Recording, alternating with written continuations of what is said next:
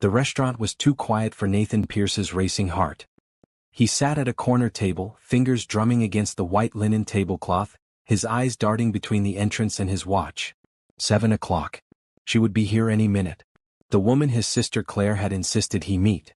Just one date, Nathan, Claire had pleaded 3 weeks ago, standing in his downtown office with that determined look she got when she wouldn't take no for an answer. You've been alone for 3 years. Ella needs to see her father happy again. Nathan had wanted to argue, to tell his sister that happiness wasn't something you could schedule between board meetings and parent-teacher conferences. But Claire had already made the reservation, already reached out to this mystery woman, already set everything in motion. And maybe deep down Nathan knew she was right. The grief had lasted long enough. The restaurant buzzed with soft conversations and clinking glasses, but Nathan felt separate from it all, trapped in his own thoughts. His hand moved unconsciously to his wrist, where a thin silver bracelet remained hidden beneath the cuff of his navy suit jacket. He'd worn it for 20 years, through college, through building his tech company from nothing to billions, through marriage, through fatherhood, through loss. The bracelet was his secret, his reminder of a promise made when he was too young to understand what promises really meant. You'll find me when we're grown up, right? You promised. The voice belonged to a 12-year-old girl with a bald head and eyes too old for her face. Tessa. The girl from room 304 at St. Mary's Children's Hospital. 20 years ago, Nathan had been a 14-year-old volunteer, and she had been fighting for her life. He closed his eyes, pushing away the memory. What were the chances? In a city of millions, what were the actual chances that... Nathan Pierce. His eyes snapped open. A woman stood beside his table, backlit by the restaurant's chandeliers.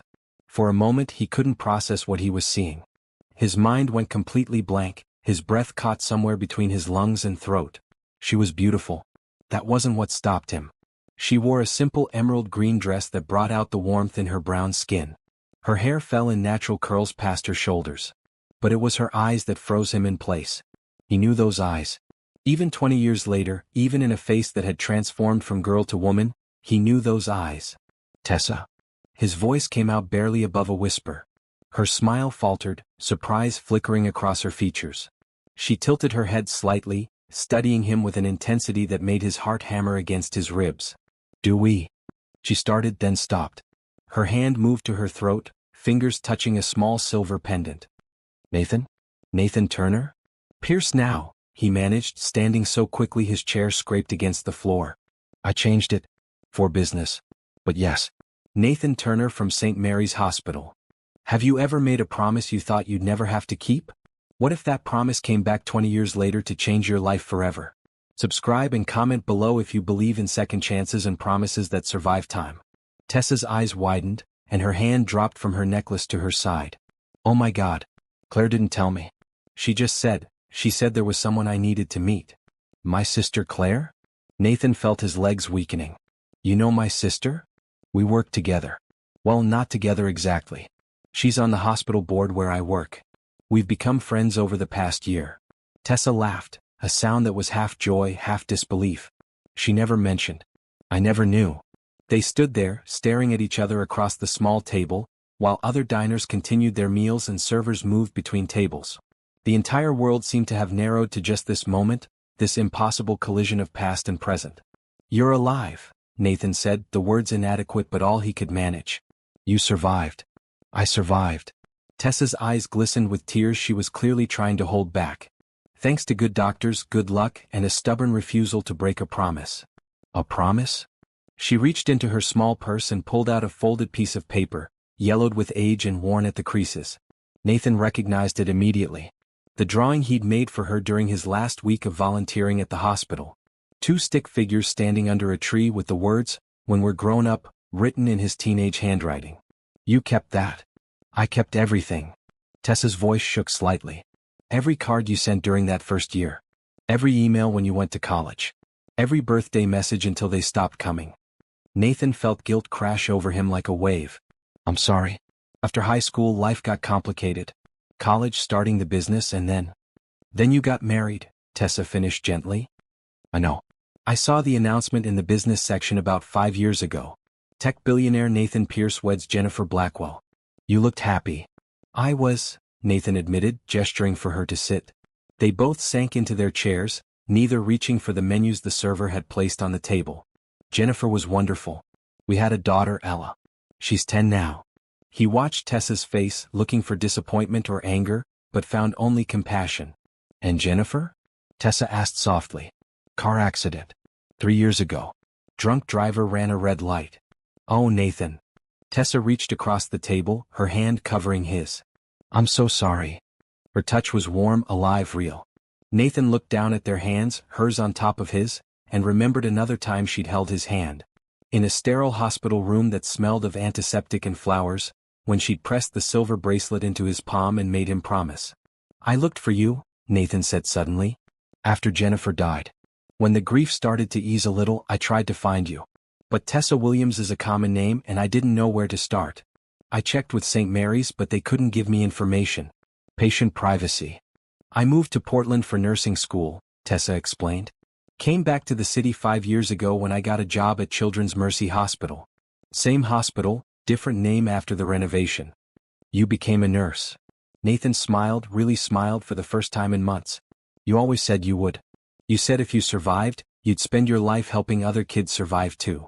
Some promises are easier to keep than others. Tessa's thumb traced a small circle on the back of his hand. I never forgot you, Nathan. Every birthday I wondered if you'd remember. If you'd somehow find me. Nathan pulled back his suit jacket sleeve, revealing the silver bracelet. The small engraved heart charm caught the light. Tessa gasped, her free hand flying to her mouth. You kept it? All these years? Every single day, Nathan confirmed. It's been with me through everything. Board meetings, product launches, wedding day, Ella's birth, Jennifer's funeral. I never took it off. Why? The question was barely a whisper. Nathan met her eyes, those familiar eyes that had haunted his memories for 2 decades. Because I made you a promise. Because even when life took me in different directions, part of me always remembered the girl in room 304 who made me believe in fighting for what matters. Tessa pulled her hand back, wiping at her eyes with a small laugh. We haven't even ordered drinks yet and I'm already crying. This is some blind date. The best kind, Nathan said, feeling lighter than he had in years. The kind where you already know the person's favorite color. Purple, Tessa said immediately. And favorite book. You loved The Count of Monte Cristo. I loved Little Women. Favorite food. You'd eat pizza every day if you could. I was all about chocolate ice cream, which was torture on chemo days when I couldn't eat it. They laughed together, and other diners glanced over, probably wondering what could make 2 people look so happy before they'd even seen a menu. A server approached cautiously. Can I get you started with something to drink? Nathan looked at Tessa. Still a root beer fan? Always. Tessa grinned. And you still drink ginger ale? Some things don't change. They ordered, and as the server walked away, Nathan felt the weight of 3 years of grief begin to lift. Not disappear, grief didn't work that way, but shift into something manageable. Something that could coexist with hope. Tell me everything, Tessa said, leaning forward. Tell me about Ella. About your company. About the life you built. Only if you tell me everything too, Nathan countered. About nursing school, about Portland, about what made you come back to the city. Deal. They talked through dinner, through dessert, through 3 rounds of coffee. The restaurant began to empty around them, but neither noticed. Nathan told her about building Pierce Technologies, about the early days when he worked 20-hour days and survived on coffee and determination. He told her about meeting Jennifer at a tech conference, about their quick courtship and quiet wedding. He showed her pictures of Ella, a 4th grader with Jennifer's blonde hair and his blue eyes, who loved soccer and science fiction and asked too many questions. Tessa shared her own journey. The brutal year of treatment after Nathan stopped volunteering. The remission that felt like a miracle. The financial strain on her parents that made college seem impossible until scholarships came through. The move to Portland for nursing school, where she lived with her aunt and worked night shifts at a diner to make ends meet. The joy of returning to pediatric oncology as a professional, helping families navigate the same nightmare her own family had survived. Do you ever think about them? Nathan asked as their 3rd coffee grew cold. The kids who didn't make it? Tessa nodded, her expression growing serious. Every day. There's a boy right now, Timothy, 7 years old. Same type of leukemia I had. The treatments have come so far since our time, but it's still hard. His parents are exhausted, scared. I try to give them hope, but some days you wonder if hope is enough, Nathan finished. Exactly. Nathan made a decision. What if it could be? What if hope came with resources? My company has a charitable foundation. We've funded education initiatives, but we've never focused on medical causes. What would Timothy's family need? What would have helped your family? Tessa stared at him. Nathan, you can't just. Why not? He pulled out his phone, opening a note app. Tell me. Everything they need. Everything your family needed and didn't have. The medical bills, Tessa said slowly. Even with insurance, the costs are crushing. My parents refinanced their house twice. My mom still works 2 jobs to pay off debt from 20 years ago. And that's just the money side. Timothy's family needs a place to stay near the hospital. His mom had to quit her job to be with him. His dad is trying to work remotely, but it's falling apart. They need meal support, gas money, parking vouchers, therapy for their other kids who don't understand why their brother is sick. Nathan typed rapidly. What else? Teenage siblings need support groups. Parents need mental health resources. Families need advocates who understand the medical system and can fight with insurance companies. They need hope, Nathan, but they also need someone to tell them they won't lose everything while saving their child. Consider it done. Nathan looked up from his phone. I'll have my foundation director contact you tomorrow. We'll start with Timothy's family, then build a program for other families. You'll consult, tell us what actually helps versus what sounds good on paper. Just like that. Tessa looked stunned. Just like that. You said yes, right? You'll help. Of course, but Nathan, this is a huge commitment. Don't you need to think about it, talk to your board, plan budgets? I've been thinking about it for 20 years, Nathan said firmly. Since the day I watched you fight for your life and realized that access to resources shouldn't determine who survives and who doesn't. My company made me wealthy beyond anything I imagined. It's time to use that wealth for something that matters. Tessa's eyes filled with tears again. Thank you. On behalf of every family who won't have to choose between treatment and keeping their home, thank you. Nathan reached across the table, taking both her hands in his. Thank you for surviving. For keeping that promise. For becoming exactly the person you said you'd be. The server approached apologetically. I'm so sorry, but we're closing soon. Nathan glanced at his watch and was shocked to see it was nearly midnight. 5 hours. We've been talking for 5 hours. Best first date ever? Tessa said with a smile. They walked out together into the cool spring night. The city was quieter now, late-night traffic sparse compared to rush-hour chaos. Nathan's driver waited by the black car at the curb, but Nathan waved him off. Can I walk you to your car? He asked Tessa. I took the subway. Parking downtown is impossible. Then let me drive you home. Please. I'm not ready for this night to end. Tessa hesitated for just a moment, then nodded. Okay. In the car, they sat close together in the back seat, continuing their conversation in softer tones. Nathan gave the driver Tessa's address, a modest neighborhood about 20 minutes from the restaurant. Tell me about Ella, Tessa said. What's she really like? Not just the proud dad version. Nathan laughed. She's stubborn like her mom. Smart, too smart sometimes. She asked me last week why I never date, told me it was statistically probable that there was another compatible partner out there for me.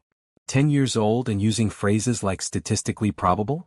She reads above her grade level and watches too many documentaries. But she's also kind.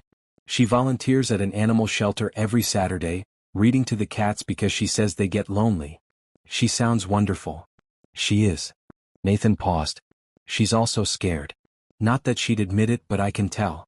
Scared that I'm sad, scared that she can't fix it, scared that she's not enough to make me happy. Kids shouldn't have to carry that, Tessa said softly. No, they shouldn't. Which is why Claire was right. It's time to try again.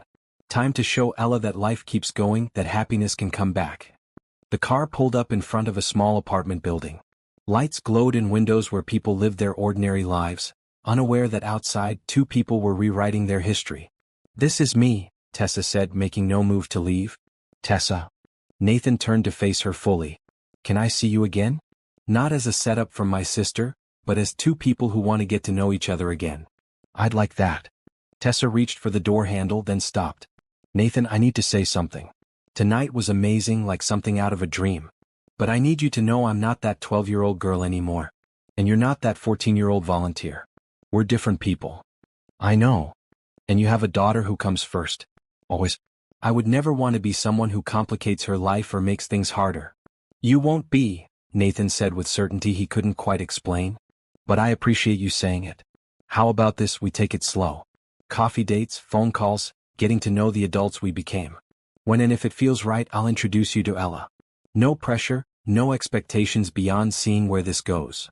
Tessa smiled, reaching out to touch the silver bracelet on his wrist. You really kept it all these years. Some promises are too important to forget. She leaned forward and kissed his cheek, soft and brief. Good night, Nathan Pierce. Call me tomorrow? I'll call you in the morning.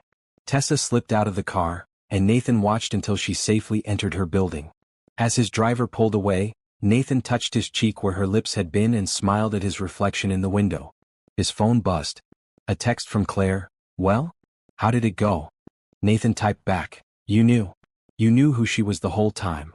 3 dots appeared, then Claire's response. Guilty. Are you mad? I should be. But you're not. Nathan looked at the silver bracelet, then typed his answer. No. I'm grateful. Thank you for keeping a promise I didn't even know you were keeping.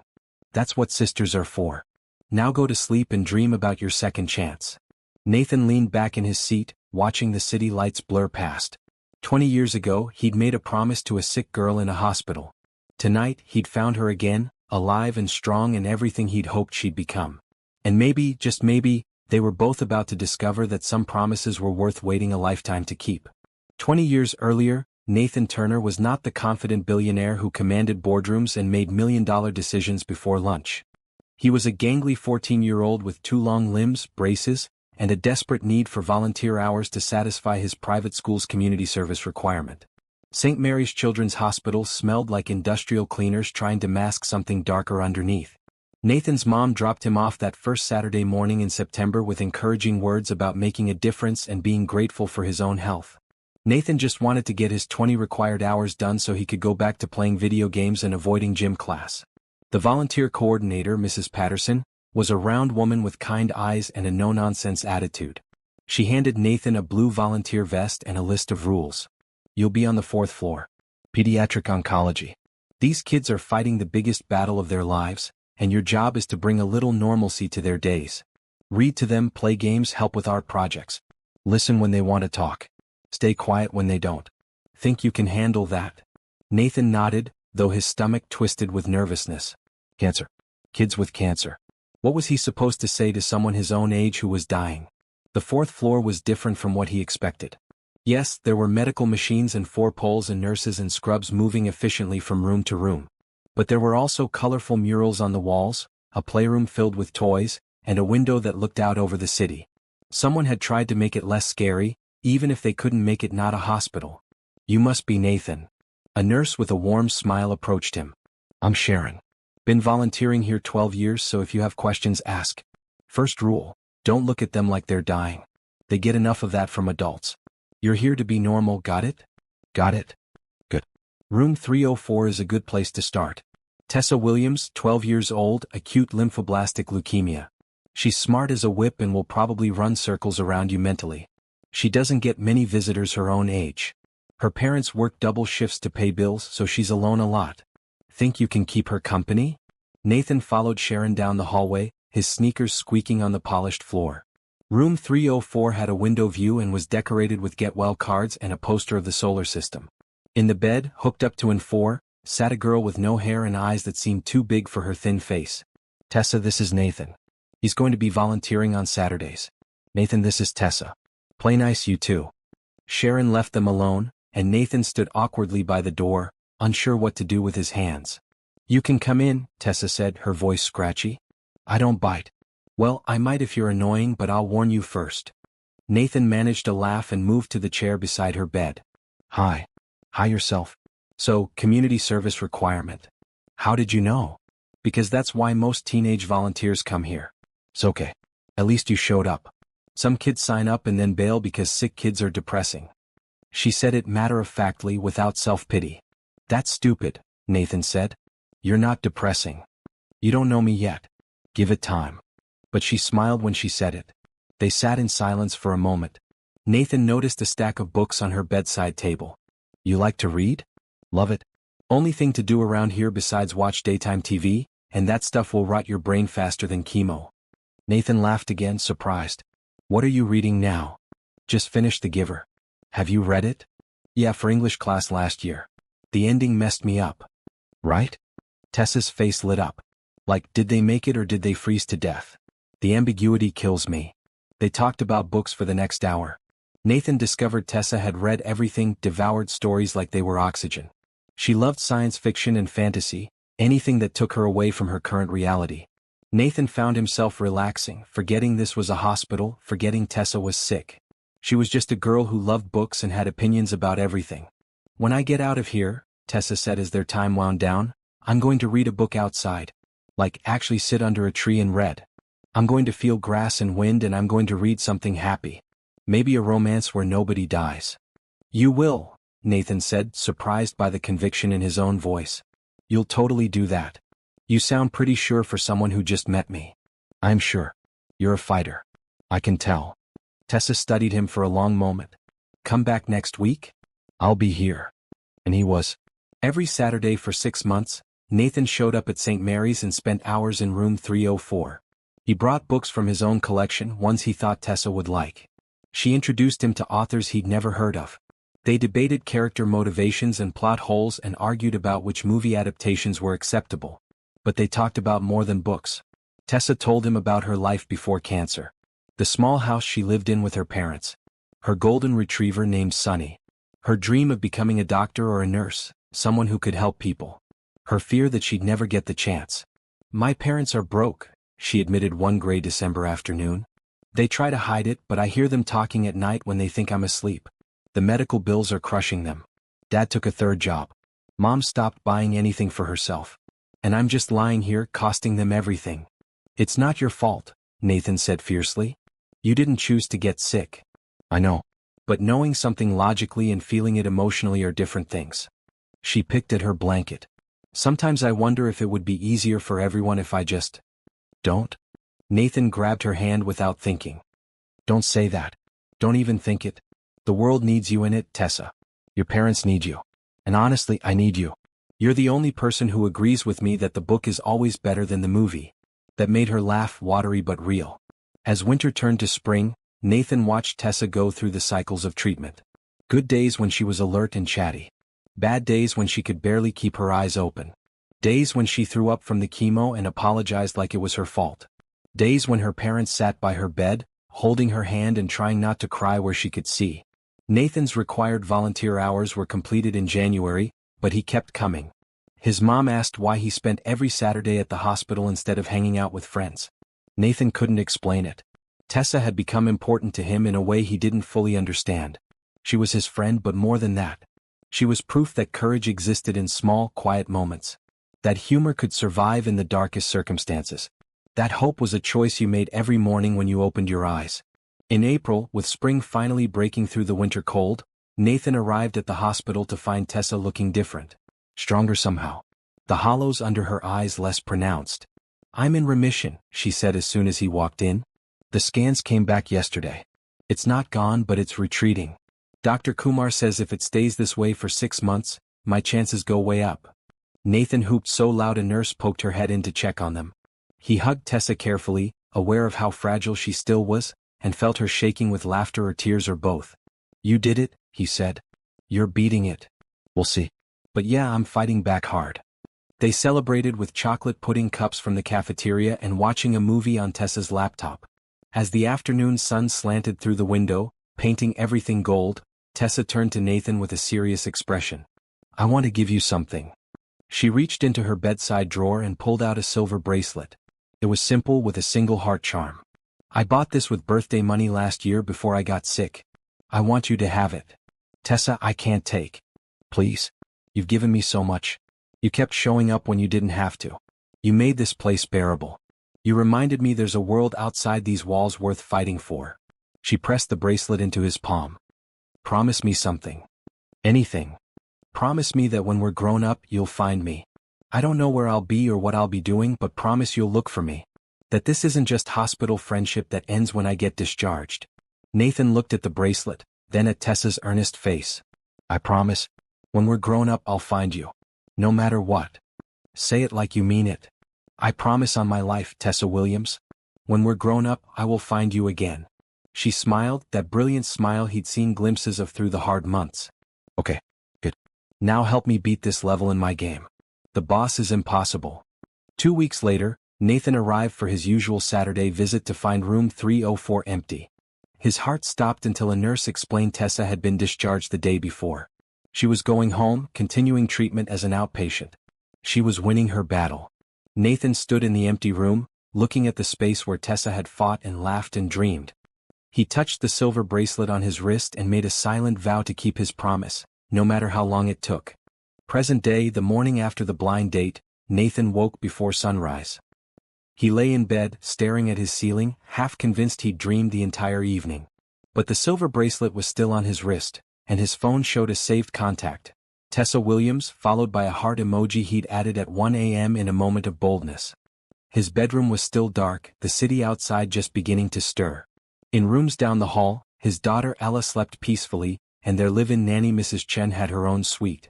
Nathan's penthouse apartment took up the entire top floor of the building, with floor-to-ceiling windows that overlooked downtown. It was beautiful, expensive, and often felt too empty. He picked up his phone and typed a message, "Good morning. Please tell me last night really happened." The response came faster than he expected. "It happened. I'm looking at an old drawing of two stick figures under a tree. Still can't quite believe it." Nathan smiled and typed, "Coffee today? I know a place." "Is it the hospital cafeteria? Because that was our place." "It absolutely is not the hospital cafeteria. I'm taking you somewhere with actual good coffee." "Fancy Billionaire coffee?" "The fanciest." "Say yes." 3 dots appeared, disappeared, appeared again. Finally, "Yes. But I work a shift at 3 p.m., so morning? 10 a.m. I'll pick you up." Nathan got out of bed and went through his morning routine with more energy than he'd felt in months. He chose his clothes carefully, a bright red button-down shirt and dark jeans, something casual but put together. The man in the mirror looked younger somehow, like hope had smoothed away some of the grief lines. "Daddy?" Ella's voice came from his doorway. She stood there in her pajamas, blonde hair messy from sleep, clutching her favorite stuffed rabbit. "You're up early. And you're smiling. Come here, kiddo." Nathan opened his arms and Ella crossed the room to hug him. At 10 she was getting too old for this, but she still fit perfectly against his shoulder. "How did you sleep?" "Good. I dreamed about soccer. We won the championship." She pulled back to look at him. "Why are you so happy? Did something good happen?" Nathan considered how much to tell her. They'd always been honest with each other, but this was new territory. "I went on a date last night. Aunt Claire set it up." Ella's eyes went wide. "A date? Like a romantic date?" "Yes, a romantic date. With a very nice woman named Tessa." "Do you like her?" "I do. Actually, I knew her a long time ago when I was just a teenager. We were friends and then we lost touch. Last night was the first time I'd seen her in 20 years. Ella processed this information with the seriousness she applied to everything. "Are you going to see her again?" "I'd like to. If that's okay with you." "Does she make you smile like this?" "She does." Ella nodded slowly. "Then it's okay. You should be happy, Daddy. Mom would want you to be happy." Nathan pulled her close again, overwhelmed by his daughter's wisdom and generosity. "Thank you, Ella. You know you're the most important person in my world, right? Nothing changes that." "I know." She hesitated. "Can I meet her sometime? If you keep seeing her?" "When the time is right, absolutely. But let's not rush anything, okay? We're just getting to know each other again." "Okay." Ella grinned suddenly. "Is she pretty?" "She's beautiful. But more importantly, she's kind and smart and funny. She's a nurse at a children's hospital." "That's a good job. Better than what you do." Nathan laughed. "Hey now. I'm just saying helping sick kids is more important than making apps." "You're not wrong. Now go get ready for breakfast. Mrs. Chin is making pancakes." Ella scampered off and Nathan finished getting ready. By the time he came downstairs, Ella was already at the kitchen table, drowning her pancakes in syrup while Mrs. Chen clucked disapprovingly. "Too much sugar, Miss Ella. You want cavities?" "No, Mrs. Chen, but I want happiness, and happiness tastes like maple syrup." Nathan caught Mrs. Chen's eye and smiled. She'd been with them since Jennifer died, a steadying presence who kept the household running and loved Ella like her own granddaughter. "I'm going out this morning," Nathan said, accepting a plate of pancakes. "I should be back by early afternoon." "A date?" Mrs. Chen asked, her eyes twinkling. "Does everyone know my business?" "Miss Claire called me last night. Very excited." Nathan shook his head, but he was smiling. "Yes, a date. With someone special." You need someone special. You've been sad too long. After breakfast, Nathan kissed Ella goodbye and headed to his car. The morning was beautiful, late spring turning toward summer, the kind of day that made the city feel full of possibility. He picked up Tessa at her apartment building, and his breath caught again when she walked out. She wore a bright blue sundress and sandals, her curls loose around her shoulders. She looked like sunshine. "You look amazing," he said as she slid into the passenger seat. "You don't look so bad yourself. Red is definitely your color." They drove to a coffee shop Nathan loved, a small place tucked between downtown buildings where the owner knew him by name and didn't treat him like a celebrity. They ordered lattes and chocolate croissants and took a table by the window. "Tell me about yesterday," Nathan said after their first sips of coffee. "After I dropped you off. What did you do?" "I called my parents and cried for 20 minutes, Tessa admitted. "My mom thought something terrible had happened. When I finally explained, she started crying too. My dad got on the phone and said, and I quote, 'That boy who visited you in the hospital? The one who made you smile again? He's back. He remembers you. I remember them too. Your mom brought those amazing oatmeal cookies every Sunday. Your dad told terrible jokes to make you laugh. He still tells terrible jokes. Some things never change.'" Tessa traced the rim of her coffee cup. "They want to meet you. Which I know is fast, but they've wondered about you for 20 years. You were this mythical figure who helped me fight and then you disappeared. I want to meet them too. I want to apologize for the debt they carried and I want to help." "Nathan." Tessa's voice was gentle but firm. "You can't fix everything with money. I'm not trying to fix everything. But I can help with the medical debt. You said your mom still works 2 jobs because of bills from 20 years ago. Let me help with that. Please." Tessa was quiet for a long moment. "Can we table that conversation for now? I need to think about it. My parents are proud people. They might not accept charity." "It's not charity. It's gratitude. You saved my life, Tessa." "I saved your life? You weren't the one who was sick." "No, but I was lost. 14 years old, no real direction, going through the motions. You gave me purpose. You showed me what real courage looked like. Every success I've had, every business decision, every moment of determination, they all trace back to you. To those Saturdays in room 304 when you fought with everything you had and never gave up. You think I'd be where I am without that lesson? You gave me more than I ever gave you." Tessa wiped at her eyes. "You're going to make me cry in this coffee shop and people will think you're breaking up with me instead of..." "Instead of what?" "Instead of whatever this is." She smiled through tears. "What is this, Nathan? Is it just nostalgia? 2 people remembering who they used to be?" Nathan reached across the table, taking her hand. "I don't know yet.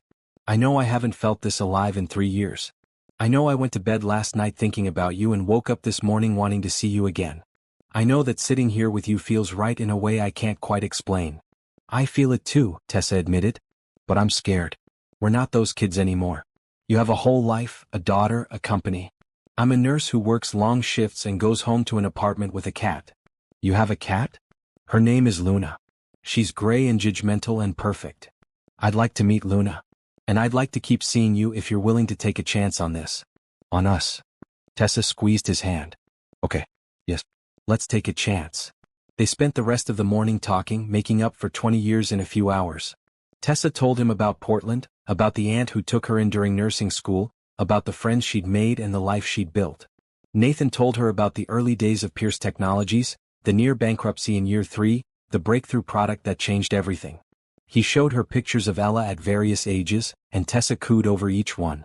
"She looks like her mom," Tessa observed, studying a photo of Ella at her 9th birthday party. "She does. But she has my stubbornness. God help you." At noon they left the coffee shop and walked through a nearby park. Children played on swings, dogs chased tennis balls, couples walked hand in hand. Nathan and Tessa fell into step together naturally, their shoulders occasionally brushing. "Tell me about your work," Nathan said. "Tell me about Timothy, the boy you mentioned last night." Tessa's expression grew serious. "He's 7. Diagnosed 6 months ago. The prognosis is good but the journey is hard. His parents are amazing but they're drowning.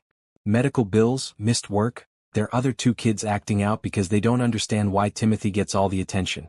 It's the same story I lived, just with different names. What if we could change that story?" Nathan stopped walking, turning to face her. "What if my foundation could create a program specifically for families like Timothy's? Cover expenses, provide housing near the hospital, offer therapy and support groups. What would that look like? It would look like a dream, Tessa said softly. But Nathan, programs like that cost millions. You'd be committing to something huge. Good. I want to commit to something huge. I want to build something that matters. And I can't think of anyone better to help me build it than you. Me? I'm just a nurse. You're not just anything. You're someone who survived and dedicated your life to helping others survive. You understand what families need because you lived it. Please, Tessa. Say you'll help me with this. Tessa looked at him, really looked at him, seeing past the expensive clothes and billionaire status to the earnest 14-year-old who used to read to her on Saturday afternoons. Okay, she said finally. Yes, I'll help you. But I have conditions. Name them. First, I don't want just my input. I want families' input. Real people who are going through it right now. Second, we do this right. No publicity stunts, no press releases about what a great guy you are. We do it because it's the right thing to do. Third, you let me work. I'm not quitting my job to be some consultant. I stay in the hospital, stay with my patients, and we build this program around real needs. Deal. All of it. What else? That's it for now. But I reserve the right to add more conditions as I think of them. Nathan laughed and took her hand again. They continued walking, talking through ideas for the program. Tessa knew the details, the little things that made a huge difference. Nathan knew how to structure organizations, how to make visions into reality. Together they started building something neither could have built alone. When it was time for Tessa to head to work, Nathan drove her to Children's Mercy Hospital. As they pulled up to the entrance, Tessa turned to him. Thank you for today. For everything. Thank you for saying yes. To coffee, to seeing me again, to helping with the foundation. All of it. Nathan. Tessa hesitated, then continued. I need you to know something. When I was sick, when I thought I might die, I used to imagine my future. The life I'd live if I survived. And in every version of that future, in every dream, there was a boy who visited me on Saturdays and made me believe I could beat cancer. I don't want to put pressure on us, but I need you to know that finding you again feels like the universe finally making good on a promise. Nathan's throat tightened with emotion. I imagined finding you too. Every year on your birthday, every time I looked at that bracelet, I wondered where you were and if you thought about me. And now you're here, real and alive and everything I hoped you'd be. Tessa leaned over and kissed him, soft and sweet and full of possibility. When she pulled back, she was smiling. Call me tonight? Absolutely. He watched her walk into the hospital, her blue dress bright against the gray building. As he drove away, Nathan felt like his life had suddenly shifted into color after years of grayscale. Tessa was back. The girl from room 304 was alive and well and about to become a permanent part of his world. And this time he wasn't going to let her go. 2 weeks passed in a blur of phone calls, coffee dates, and late-night conversations that stretched past midnight. Nathan found himself thinking about Tessa constantly, checking his phone between meetings, smiling at inside jokes only they understood. His assistant noticed, his business partner Warren noticed, and most importantly, Ella noticed. You're on the phone a lot, Ella observed one evening as they ate dinner together. Mrs. Chin had made spaghetti, Ella's favorite, and his daughter was twirling pasta around her fork while studying him with those perceptive blue eyes.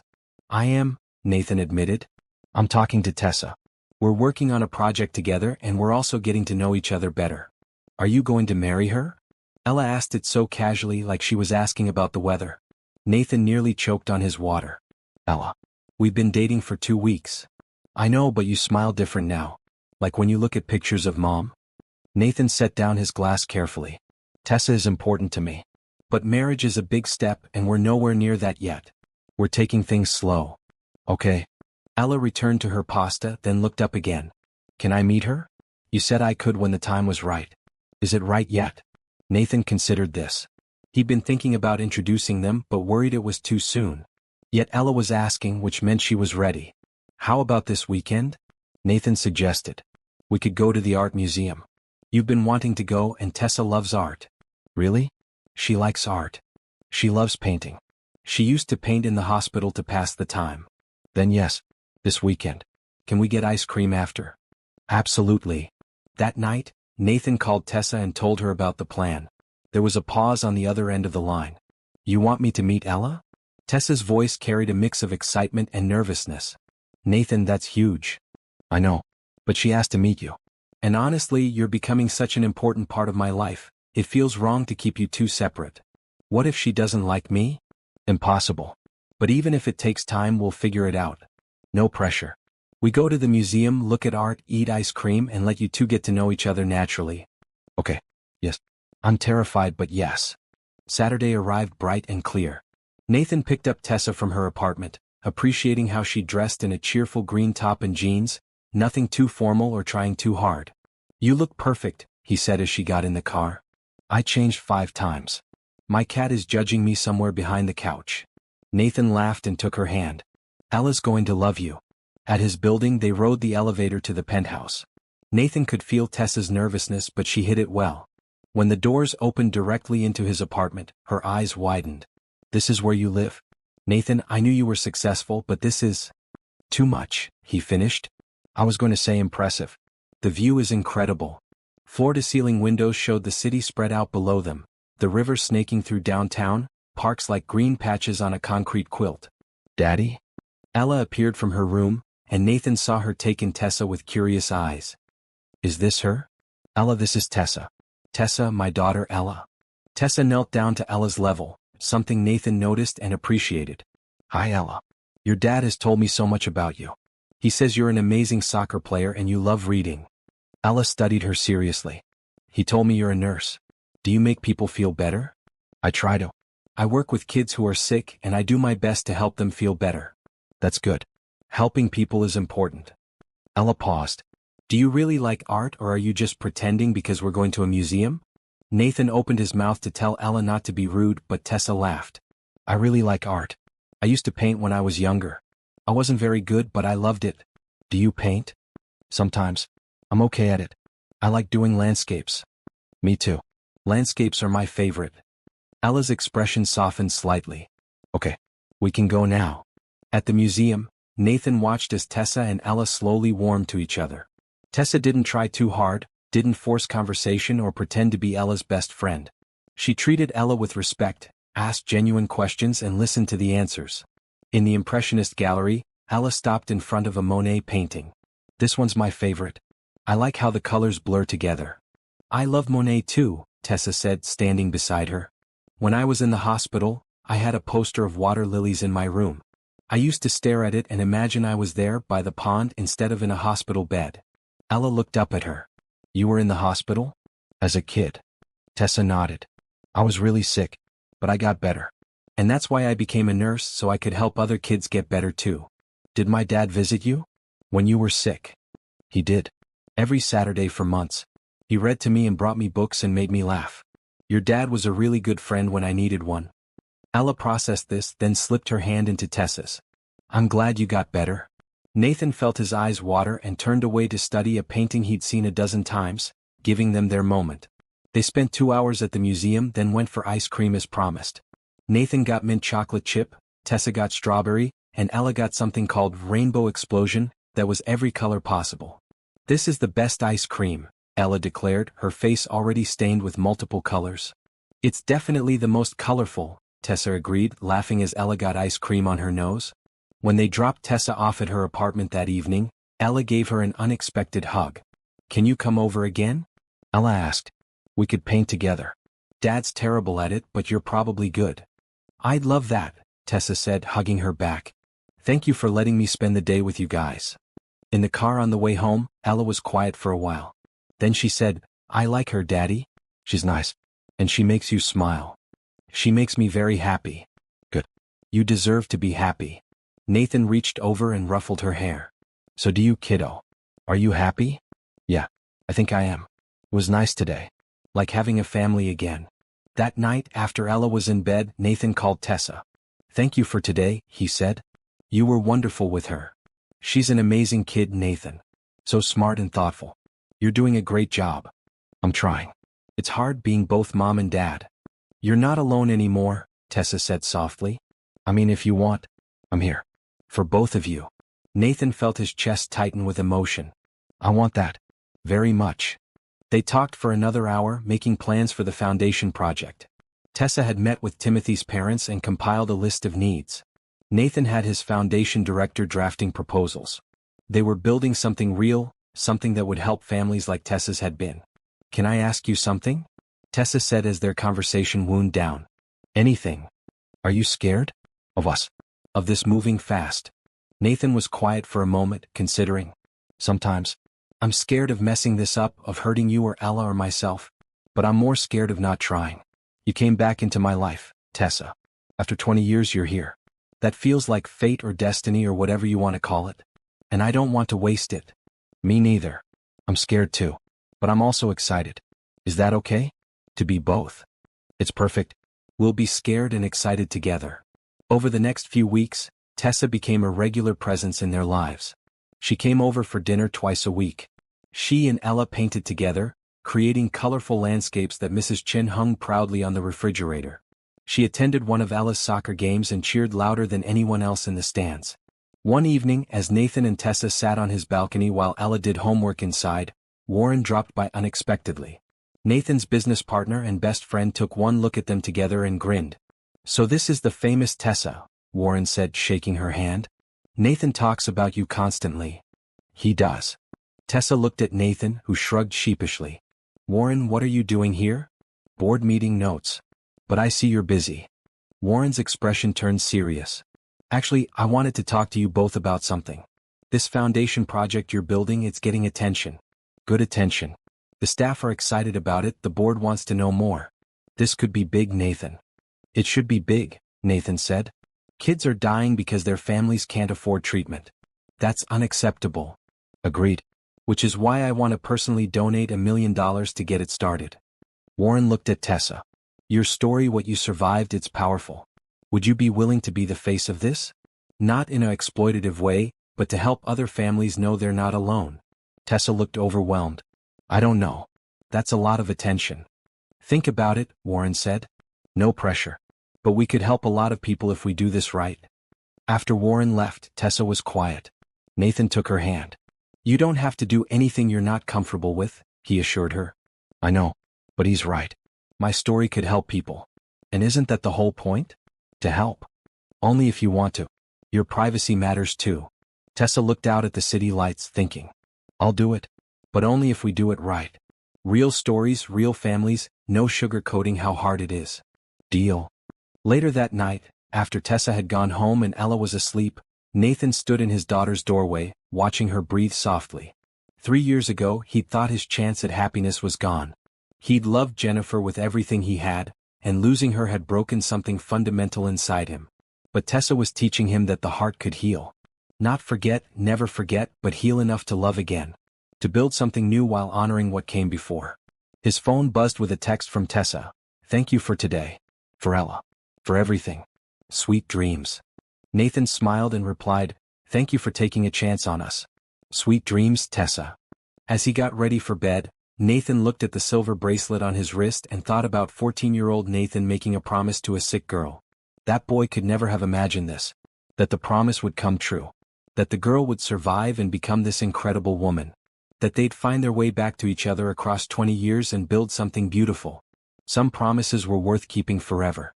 And some people were worth waiting a lifetime to find. 3 months into their relationship, Nathan took Tessa to meet her parents. She'd been putting it off, nervous about mixing her two worlds, but her mom had finally put her foot down. "Bring him for Sunday dinner," Rita Williams had demanded over the phone. "We want to meet the man who has our daughter smiling like a teenager again." So on a warm Sunday afternoon in late summer, Nathan drove them to the modest neighborhood where Tessa had grown up. The houses were small but well-maintained, with gardens and front porches where neighbors waved to each other. "That's it," Tessa pointed to a yellow house with white trim. "The one with the rose bushes."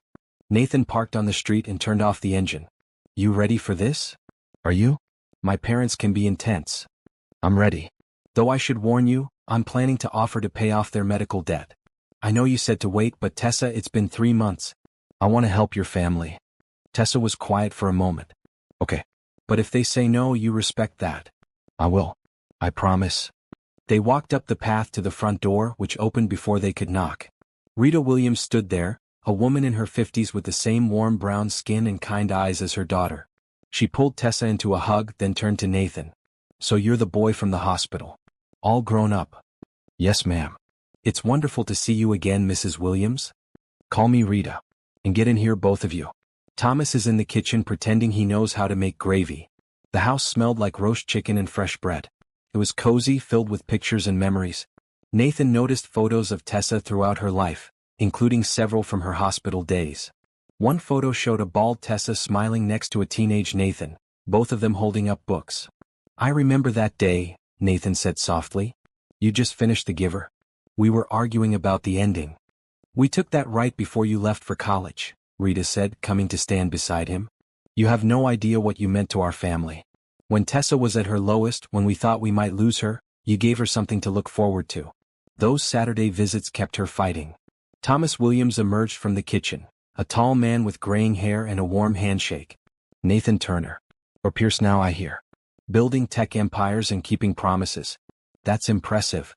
They sat down to dinner and Nathan found himself relaxing. The Williams family was warm and genuine, asking him questions about his life and his daughter. They wanted to know about Ella, about his company, about his plans with Tessa. "We're taking things one day at a time," Tessa said, smiling at Nathan across the table. "But it feels right. Like we're building something real." "Good," Thomas said. "You both deserve happiness. God knows you've both seen enough hard times." After dinner, as Rita brought out apple pie, Nathan decided it was time. His heart hammered, but he pushed forward. "Mr. and Mrs. Williams, I need to talk to you about something. Tessa told me about the medical debt you're still carrying from her treatment. 20 years later, and you're both still working extra jobs to pay it off." The room went quiet. Rita and Thomas exchanged a glance. "That's our burden to carry," Thomas said carefully. "We chose to do whatever it took to save our daughter. We'd do it again." "I know you would. And I'm not trying to diminish that sacrifice. But I can help. I want to help. Please let me pay off your debt." "Nathan, that's too much," Rita protested. "We can't accept." "Why not?" Nathan leaned forward, his voice passionate. "Your daughter saved my life. She gave me purpose when I had none. Every success I've had traces back to those Saturdays in room 304 when Tessa taught me what real courage looked like. This isn't charity. It's gratitude. It's me trying to repay a debt I can never fully repay." "That's a lot of money," Thomas said quietly. "The debt is in the hundreds of thousands." "I know. And to me that's a rounding error on a quarterly report. But to you it's years of your lives. It's missed opportunities and extra jobs and constant stress. Please, let me do this. Let me help the people who raised the woman I'm falling in love with." Tessa's eyes went wide at his words, but Nathan kept his focus on her parents. Rita was crying now, quiet tears sliding down her cheeks. "You're sure? You really want to do this?" "More than anything." Thomas cleared his throat roughly. "Then we accept. With gratitude. Thank you, Nathan. Thank you for giving us our lives back." Nathan felt relief wash over him. "Thank you for trusting me. I'll have my financial team reach out this week to get everything handled." Rita stood up and came around the table to hug him. "You're a good man, Nathan Pierce. A good man with a good heart. Take care of our daughter." "I will. I promise." Later, as Nathan and Tessa drove back to her apartment, she was quiet. He glanced over worried. "Are you okay? Was that too much? You said you're falling in love with me." Tessa's voice was soft, wondering. Nathan's hands tightened on the steering wheel. "I did. Is that okay?" "It's more than okay." Tessa reached over and took his hand. "Because I'm falling in love with you too. Maybe I have been since I was 12 years old and you showed up in room 304 with that nervous smile." Nathan pulled the car over to the side of the road, not caring that they were still blocks from her apartment. He turned to her, cupping her face in his hands. "Say it again. I'm falling in love with you, Nathan Pierce." He kissed her, pouring everything he felt into it. All the years of wondering, all the hope he'd carried, all the joy of finding her again. When they broke apart, both were breathing hard. "I love you," Nathan said clearly. "Not falling, not maybe. I love you, Tessa Williams. I think I've loved you since I was 14 years old and didn't know what love meant." "I love you too." Tessa laughed through happy tears. "This is crazy. 3 months ago I didn't even know you were alive, and now I can't imagine my life without you." "Then don't. Don't imagine a life without me. Because I'm not going anywhere." They sat there in the car holding each other as the city moved around them. Eventually Nathan drove her home, but he didn't want to leave. They stood outside her apartment building, reluctant to part. "Come upstairs," Tessa said suddenly. "I want you to see my place. Meet Luna. Stay a while longer." Nathan followed her up 3 flights of stairs to a small apartment that was pure Tessa. Plants on every surface, books overflowing the shelves, art on the walls. A gray cat watched them from the couch with suspicious yellow eyes. "Luna, be nice. This is Nathan. Luna meowed disapprovingly but allowed Nathan to pet her. They settled on the couch, Luna between them, and talked for hours. Tessa showed Nathan photos from nursing school, told him stories about patients who had touched her heart. Nathan shared more about building his company, the failures and near misses before the success. I want you to know something, Tessa said as midnight approached. About what happened today with my parents. That wasn't just about money. You gave them their freedom back. My mom can finally retire from her second job. My dad can stop doing night security shifts. They can actually enjoy their lives instead of just surviving. You did that. We did that.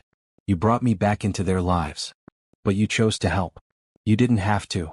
Of course I did. They're your family, which makes them important to me. Tessa kissed him softly. Thank you. For everything. For being the boy who kept his promise and the man who exceeds every hope I had. Nathan stayed until almost 2 in the morning, only leaving because Tessa had an early shift at the hospital. As he drove home through empty streets, he felt lighter than he had in years. The next day, he called his financial team and set everything in motion to pay off the Williams family debt. He also increased the foundation's initial budget, allocating funds specifically for helping families with medical expenses. That evening, Ella asked him why he was so happy. I told Tessa I love her, Nathan admitted. And she said it back. Ella grinned. Good. When are you going to marry her? Ella, we just said I love you. So, you love her. She loves you. I like her. What are you waiting for? Nathan laughed and pulled his daughter into a hug. Patience, kiddo. These things take time. But privately, Nathan was already thinking about it. About what forever with Tessa might look like. About building a life together, blending their worlds, becoming a family. He looked at the silver bracelet on his wrist and remembered the promise. Not just the promise to find Tessa, but the deeper promise underneath. The promise to never give up, to fight for what mattered, to believe in second chances. Tessa had kept her promise to survive. He'd kept his promise to find her. Now they were making new promises, building a future neither of them had dared to imagine. And for the first time since Jennifer's death, Nathan let himself believe in forever again. The foundation project was taking shape beautifully. Tessa and Nathan had assembled a team including social workers, medical advocates, and families who had been through the experience. They were calling it the Second Chance Foundation, a name that carried meaning for both of them. On a crisp October afternoon, Nathan sat in a conference room with his foundation director, mapping out the pilot program. His phone buzzed with a text from Tessa. Timothy got good news today. Scans are clear. He's responding to treatment. Nathan smiled and typed back, that's wonderful. See you tonight? Wouldn't miss it. Ella wants to show me her latest painting. Tessa had become a fixture in their lives. She came to dinner 3 times a week, joined them for Ella's soccer games, spent Sunday afternoons at the penthouse. She and Ella had developed their own relationship, independent of Nathan, bonded by their shared love of art and bad puns. That evening, as promised, Tessa arrived with takeout from Ella's favorite Thai restaurant. They ate together at the dining table, Ella talking nonstop about her day at school. And then in science we dissected owl pellets. It was disgusting but also cool because we found tiny mouse bones. Sarah almost threw up, but I thought it was interesting. Did you ever dissect things in school, Tessa? In nursing school, yes. We had to learn anatomy somehow. Was it gross? Sometimes. But it was also fascinating. The human body is incredible when you understand how it all works together. After dinner, Ella pulled out her latest painting. It was a landscape, trees and mountains and a bright blue sky. But in the foreground she'd added 3 figures, a tall man, a woman and a child all holding hands. This is us, Ella said simply. Our family. Nathan felt his throat tighten. He glanced at Tessa, who had tears in her eyes. It's beautiful, Ella, Tessa said softly. Can I keep it? Really? You want it? I'd love to hang it in my apartment. That way I can look at it every day and remember I have people who love me. Ella beamed and threw her arms around Tessa. I love you, Tessa. You're like my second mom. Tessa hugged her back and Nathan saw her wiping tears. I love you too, sweetie. So much. Later, after Ella had gone to bed, Nathan and Tessa sat on the balcony, wrapped in a blanket against the cool night air. She called me her second mom, Tessa said, wonder in her voice. Nathan, she called me her second mom. How does that make you feel? Terrified. Honored. Happy. All of it at once. I never thought. I mean, I knew we were getting close, but I didn't realize she felt that way. Nathan pulled her closer. Ella has a way of knowing what she feels and saying it. No filter, no holding back. She loves you, Tessa. Not because she's forgotten Jennifer, but because you've made room in our lives for love again. I would never try to replace Jennifer. I know. And Ella knows that too. But you're becoming your own important person in her life. And in mine. They sat in comfortable silence, watching the city lights below. I want to ask you something, Nathan said after a while. And you can say no, take time to think about it, whatever you need. Okay. Now I'm nervous. Don't be. It's just.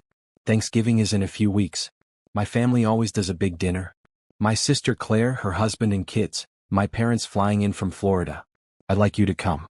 Meet everyone officially as my girlfriend. Tessa turned to look at him. You want me to meet your parents? I do. They already know about you. Claire told them the whole story, and they're excited to meet the woman I've been talking about non-stop. And your parents are okay with this? With you dating again? They love Jennifer, but they want me to be happy. They've been worried about me for 3 years. Finding you, building this relationship, it's given me life again. They can see that. Tessa nodded slowly. Okay. Yes. I'll come to Thanksgiving. And actually, I want to ask you something too. Anything. Come to my parents' house for Christmas. They do a whole thing, it's loud and chaotic and wonderful. My aunt and uncle come, my cousins, everyone. They want to meet Ella and spend time with you. Would you both come? We'd love to. Nathan kissed her forehead. Look at us, planning holidays together like a real couple. We are a real couple. The realest. Nathan paused. Tessa, I need to tell you something. Ella asked me when I'm going to marry you. Tessa stiffened slightly. What did you tell her? That we're taking things one step at a time. But honestly, I've been thinking about it. Not right now, not tomorrow, but eventually. I can see a future with you. Forever with you. Is that something you want too? Eventually? Tessa was quiet for so long that Nathan worried he'd pushed too hard. Then she turned and took his face in her hands. Nathan Pierce, I have been in love with you since I was 12 years old. Not the same way, not this way, but you've been in my heart for 20 years. So yes, eventually, I want forever with you. I want to marry you and be Ella's stepmom and build a life together. But you're right, not yet. Let's do this right. Meet each other's families, build our foundation together, let Ella adjust. And then when the time is right. When the time is right, I'm going to ask you to marry me, Nathan finished. And you're going to say yes. I absolutely am. They kissed under the stars, and Nathan felt like he'd been given a gift he didn't deserve but would treasure forever. Thanksgiving arrived with its usual chaos. Nathan's penthouse was full of people, noise, and the smell of turkey. His parents, Robert and Helen Pierce, had arrived the day before. His sister Claire was there with her husband and 3 kids. And Tessa, who had arrived early to help with preparations and was currently in the kitchen with Nathan's mom, both of them laughing about something. She fits right in, Claire observed, standing next to Nathan as they watched through the doorway. Mom loves her already. I love her, Nathan said simply. I know you do. I can see it. The way you look at her, it's like Jennifer but also different. Like you've been given a second chance and you're not wasting a minute of it. That's exactly what it is. A second chance. Ella ran past, chasing her younger cousins, and accidentally bumped into the doorframe. Tessa was there immediately, checking her over, making sure she was okay. Ella giggled and hugged her before running off again. She's good with kids, Claire noted. She's good with everyone. Patients love her, parents trust her, my daughter adores her. I won the lottery when you set up that blind date. Don't you forget it. I expect to be maid of honor when you finally propose. Deal. Dinner was loud and wonderful. Robert Pierce said grace, thanking God for family, for health, for second chances and new beginnings. Nathan caught Tessa's eye across the table and smiled. After dinner, while the adults cleaned up and the kids played, Nathan's father pulled him aside. Walk with me, Robert said, and they stepped out onto the balcony. I want to give you something, Robert continued, reaching into his pocket. He pulled out a small velvet box. This was my mother's engagement ring. Your grandmother's. I gave it to your mother when I proposed and she wore it until we could afford something nicer. She's been saving it, hoping you'd want it someday. Nathan opened the box. Inside was a simple gold band with a single diamond, small but beautiful. Dad, I can't take this. It's too important. It's exactly important enough. Tessa doesn't strike me as someone who needs a big flashy ring. She needs something with meaning, with history. This ring represents a marriage that lasted 50 years before your grandmother passed. It represents love that endured through hard times and celebrated good times. That's what you and Tessa are building. Nathan felt tears in his eyes. Thank you, Dad. This means everything. Your mother and I like her very much. She's good for you, good for Ella. Don't wait too long to ask her. I won't. I'm thinking Christmas. At her parents' house with both families there. If she says yes, she'll say yes. That woman looks at you like you hung the moon. They went back inside and Nathan tucked the ring box safely in his pocket. So, he'd ask soon. The next day, Tessa brought Nathan to Children's Mercy Hospital for a special announcement. The Second Chance Foundation was officially launching its pilot program. Timothy's family would be the first recipients of comprehensive support. In the hospital conference room with medical staff and administrators present, Nathan and Tessa stood together to explain the program. This foundation is personal for both of us, Tessa began. I was Timothy 20 years ago. A sick kid with parents who were breaking themselves trying to save me. The stress of medical bills almost destroyed my family. We want to make sure no family has to face that choice again. Nathan continued, the Second Chance Foundation will provide financial assistance for medical bills, housing near hospitals, meal services, transportation, and mental health support for the whole family. We're starting with 5 families in the pilot program, with plans to expand nationally within 2 years. The room erupted in applause. Afterward, Timothy's parents approached them, both crying. Thank you, Timothy's mom said. You've given us hope. You've given us a chance to focus on our son getting better instead of worrying about losing our house. That's exactly why we're doing this, Tessa assured her. How is Timothy doing? Better. The doctors are optimistic. And knowing we have this support, it makes everything easier. As they left the hospital that evening, Nathan took Tessa's hand. We did good today. We really did. This is just the beginning, Nathan. We're going to help so many families. Together, Nathan emphasized. We're doing this together. Just like we're going to do everything else. Together. Tessa squeezed his hand. Together. I like the sound of that. The ring box felt heavy in Nathan's pocket, but in the best way. Soon he thought. Very soon, he'd ask the question he'd been wanting to ask since the moment Tessa walked into that restaurant and back into his life. But for now, it was enough to walk beside her, hand in hand, building their future one day at a time. December arrived with cold winds and the first snowfall of the season. Ella was thrilled, building snowmen in the park with Tessa while Nathan watched from a bench, taking pictures on his phone. They look happy, Warren said, sitting down beside him. Nathan's business partner had stopped by to drop off some paperwork and had been roped into a park visit. They are. We all are. Nathan snapped another photo as Ella put a carrot nose on the snowman. You're going to propose, aren't you? Warren asked directly. I can tell. You have that look. What look? The look of a man who's made a decision and is just waiting for the right moment. Nathan smiled. Christmas. At Tessa's parents' house. I have my grandmother's ring. Good choice. Classic, meaningful. Tessa will love it. I hope so. I'm nervous though. What if it's too soon? What if Ella isn't as ready as she seems? Nathan, stop. You know it's right.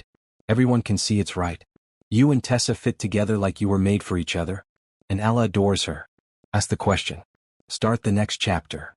But before Nathan could start the next chapter, he needed to close another one properly. That afternoon, after warming up with hot chocolate at home, Nathan asked Ella if she wanted to visit her mom's grave with him. Just us two? Ella asked. Just us two. I think it's time we talk to Mom together about Tessa. They drove to the cemetery on the edge of the city. Jennifer's grave was in a peaceful section under a large oak tree. Nathan had chosen it carefully, knowing Jennifer loved trees. They stood together looking at the headstone, Jennifer Pierce. Beloved wife and mother. Forever in our hearts. Hi, Mom, Ella said softly. Dad and I came to visit. We brought flowers. The purple ones you liked. Nathan placed the flowers on the grave, then knelt down beside Ella. Jennifer, he started, his voice rough with emotion. I need to talk to you about something. There's a woman, her name is Tessa. I've told you about her before, but it's different now. I love her. She loves me. She loves Ella. And I'm going to ask her to marry me. He paused, feeling Ella's small hand slip into his. I need you to know this doesn't mean I stopped loving you. It doesn't mean I forgot you or that what we had wasn't real. You gave me the best years of my life. You gave me Ella, which is the greatest gift I could ever receive. But you're gone, Jennifer. And I'm still here. Ella's still here. And we need to keep living. Tears ran down his face, but he kept talking. Tessa makes me happy in a way I didn't think I'd ever feel again. She's kind and patient with Ella. She understands grief because she's faced her own battles. She doesn't try to replace you, she just makes room in our lives for joy again. I think you'd like her. I think you'd approve. Ella squeezed his hand tighter. Mom, she said, her voice small but steady. I miss you every day. I talk to you in my head all the time. But Dad's right. Tessa is really nice. She helps me with art projects and comes to my soccer games and makes Dad smile again. I think it's okay to be happy again. I think you'd want us to be happy. They stood there in silence, the cold wind rustling through bare branches above them. Nathan felt something shift inside him, a weight lifting that he'd been carrying for 3 years. Thank you, he whispered to Jennifer's grave. Thank you for everything you gave me. Thank you for understanding. I'll always love you. Always. He and Ella walked back to the car, hand in hand. On the drive home, Ella was quiet for a while before speaking. Dad? Do you think Mom knows? About Tessa? I think if there's anything after this life, then yes, she knows. And I think she's happy we found someone who loves us. I think so too. Mom always wanted you to be happy. She told me that once when she was helping me with homework. She said your happiness was her favorite thing. Nathan had to pull over because he was crying too hard to drive safely. He and Ella held each other in the car, grieving and healing and accepting all at once. That evening, Tessa came over for dinner as usual. She took one look at Nathan and Ella and knew something had happened.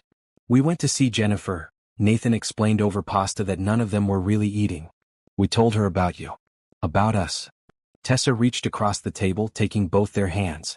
Thank you for including me in that. I know it wasn't easy. It was necessary, Nathan said. I needed to honor what I had with Jennifer before I could fully embrace what I have with you. Does that make sense? Perfect sense. Is love something you have to let go of to find again? Or does love expand to hold everything we've lost and everything we're building? Think about it and subscribe for more stories that remind us that the heart is bigger than we imagine. Later, after Ella had gone to bed, Tessa and Nathan talked on the couch. Tell me about her, Tessa said suddenly. About Jennifer. I want to know who she was. Nathan was surprised but touched. She was wonderful. Brilliant, like scary smart. She had a PhD in computer engineering and could code circles around most of my team. But she was also funny and kind. She volunteered at animal shelters and cried during sad commercials. She sounds amazing. She was.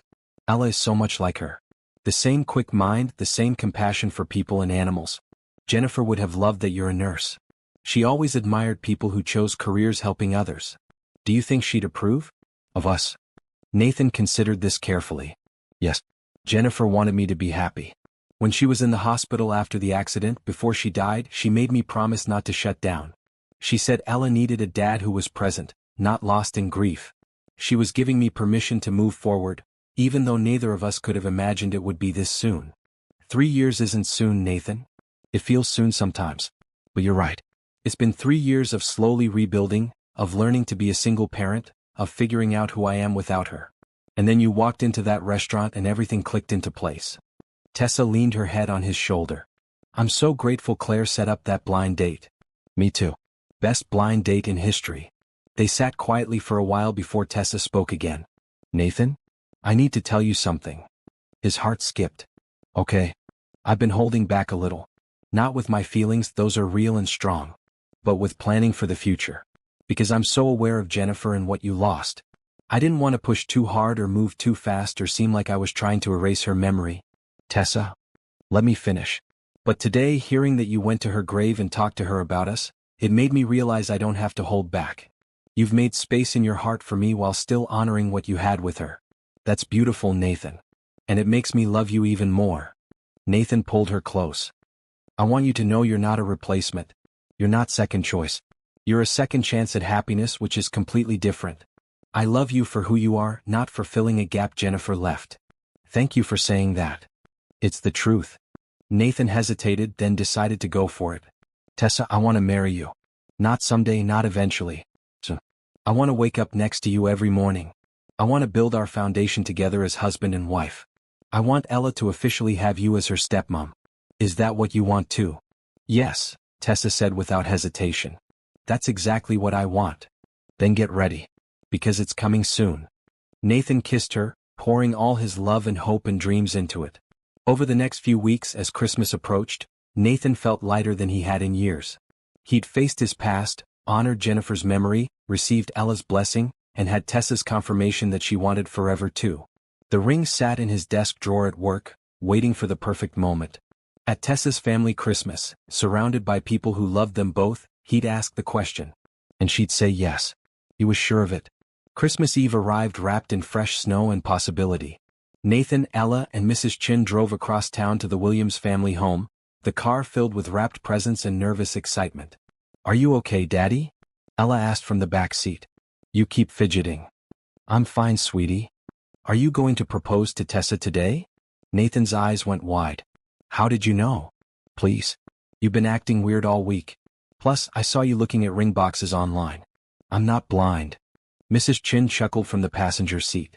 Miss Ella very observant. "Well, yes," Nathan admitted. "I'm planning to propose today. Is that okay with you?" "Daddy, I literally painted a picture of the three of us as a family. I've been ready since day one. Just don't mess it up." "No pressure," Nathan muttered, but he was smiling. The Williams home was decorated beautifully, white lights strung along the porch, a wreath on the door. Music and laughter spilled out as they approached. Rita answered the door, pulling them all into hugs. Come in, come in. It's freezing out there." Tessa's in the kitchen, and Thomas is attempting to fix the oven. The house was full of people. Tessa's aunt and uncle had driven in from upstate. Her cousins and their children filled every available space. It was chaotic and warm and everything Christmas should be. Nathan found Tessa in the kitchen, wearing a bright red sweater and flower in her hair. She was rolling out cookie dough while arguing with her cousin about the right ratio of chocolate chips to dough. "There's no such thing as too many chocolate chips," Tessa insisted. "There absolutely is," her cousin Lauren countered. "It becomes chocolate with cookie accent instead of the other way around." "Nathan can settle this," Tessa said, spotting him. She crossed the kitchen and kissed him. "How many chocolate chips belong in a cookie?" "I'm smart enough not to answer that question." Nathan glanced around to make sure no one was paying attention, then whispered, "You look beautiful." "I look like a flower explosion, but thank you." The day unfolded with the comfortable chaos of family gatherings.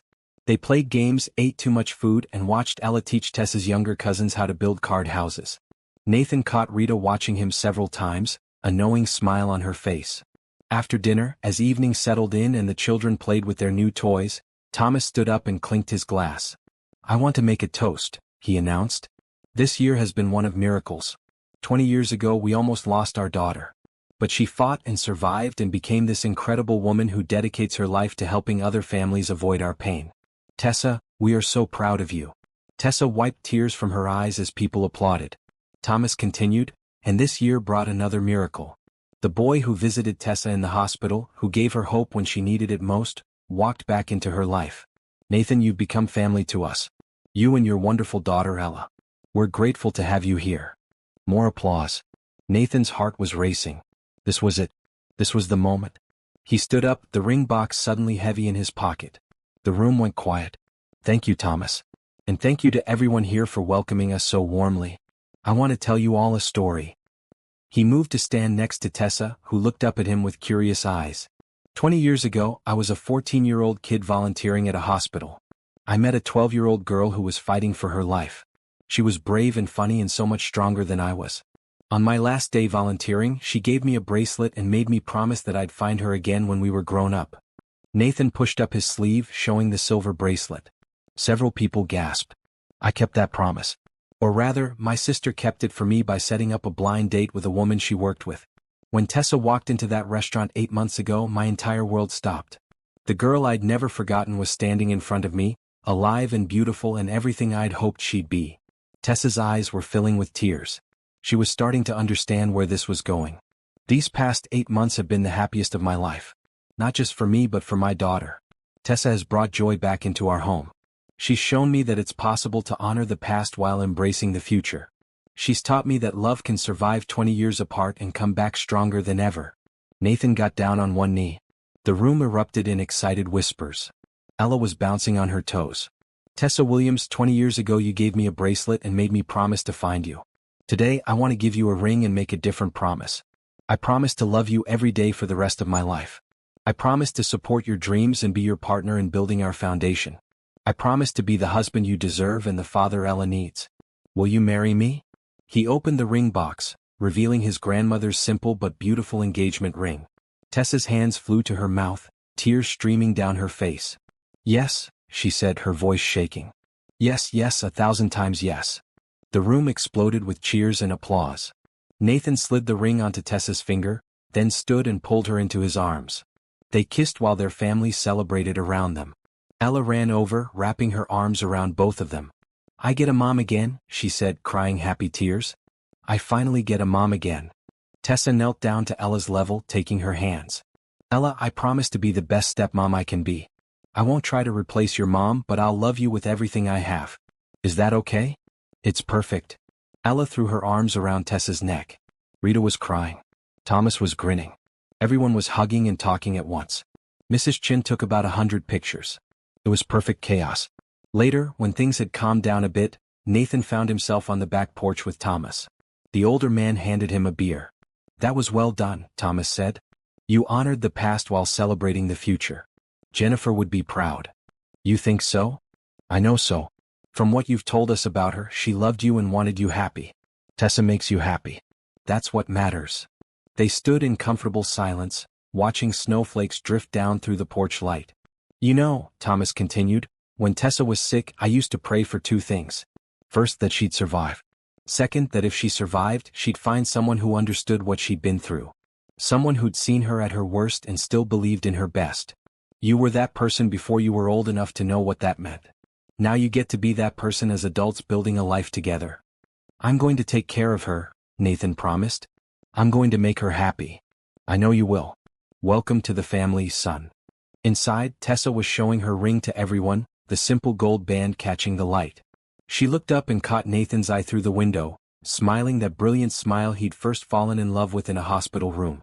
Ella tugged on his sleeve when he came back inside. Dad, can I ask you something? Anything. When you marry Tessa, can I be in the wedding? Like, not just a bridesmaid, but can I walk her down the aisle or something? Because she's becoming my mom too, so I should be part of it. Nathan's throat tightened. That's a beautiful idea. Let's ask Tessa. They found Tessa in the kitchen stealing a cookie. When Ella explained her idea, Tessa started crying again. Ella, that's the most perfect thing I've ever heard. Yes. You should absolutely walk me down the aisle. We'll do it together. They had a group hug in the middle of the kitchen while Rita snapped more photos. As the evening wound down and guests started leaving, Nathan and Tessa found a quiet moment alone in the living room. The Christmas tree lights cast everything in a warm glow. I can't believe we're engaged, Tessa said, looking at her ring for the 100th time. This feels like a dream. It's real. You're stuck with me now. Good. I don't want to be unstuck. She leaned into him. Thank you for the ring. For using your grandmother's. It means everything that you're bringing your family history into our future. That's what I want. All of us, all our histories and families and stories, coming together into something new. When should we get married? Tessa asked. Spring? Summer? How about spring? April or May? Give us time to plan, but not so long that we're waiting forever. April sounds perfect. Spring, new beginnings, everything blooming. Yes. They sealed it with a kiss, and Nathan felt like every piece of his life was finally falling into place. The grief would always be there, a part of him, but it no longer defined him. He'd loved and lost and found love again. He'd made a promise and kept it. He'd been given a second chance at happiness, and he was going to treasure every moment. Ella appeared in the doorway, half asleep. Can we go home now? I'm tired. Of course, kiddo. Let's get you home. As they said their goodbyes, Rita pulled Nathan aside. Thank you for making my daughter so happy. Thank you for being the man who kept his promise. Thank you for raising such an incredible woman. In the car on the way home, Ella fell asleep almost immediately. Mrs. Chin smiled at Nathan in the rearview mirror. Very good day, Mr. Nathan. Very good day. The best, Nathan agreed, looking at the ring on Tessa's finger as she dozed against his shoulder. His phone buzzed with a text from Claire. I saw the photos. You're engaged. Told you that blind date was a good idea.